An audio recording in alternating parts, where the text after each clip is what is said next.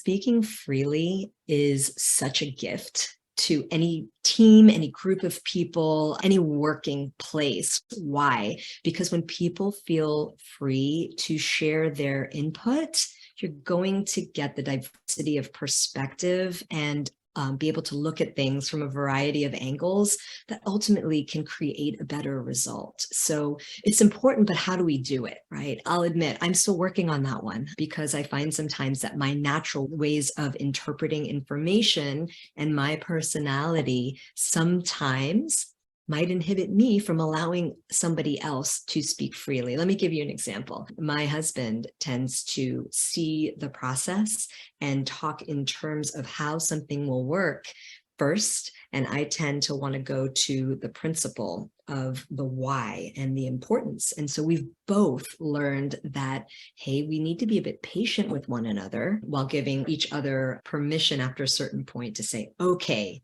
and now. Right? So going back to a work environment, when you can demonstrate listening, not just, okay, I hear you, but when you're willing sometimes to be more patient for somebody who might express themselves in the way that somebody who's very detail oriented might go.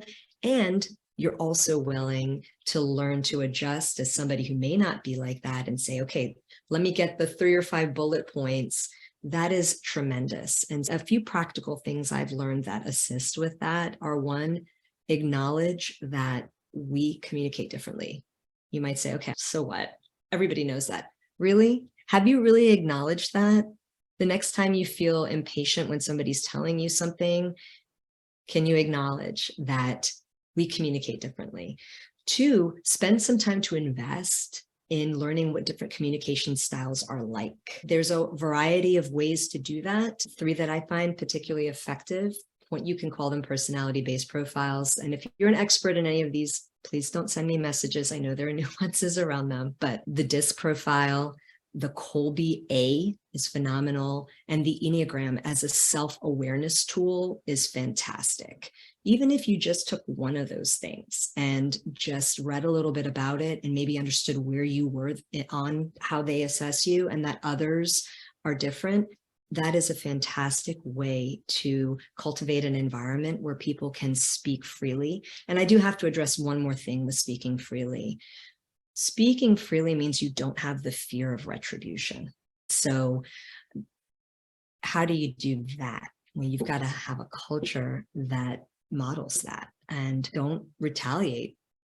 If somebody says something that you don't like, but they do it because they're working on a topic or were invited to be part of a solution, feel free to say, hey, I don't agree, or we're not going to do that, or maybe that was out of line, but don't retaliate, because the minute that starts happening, you start to erode the ability of trust.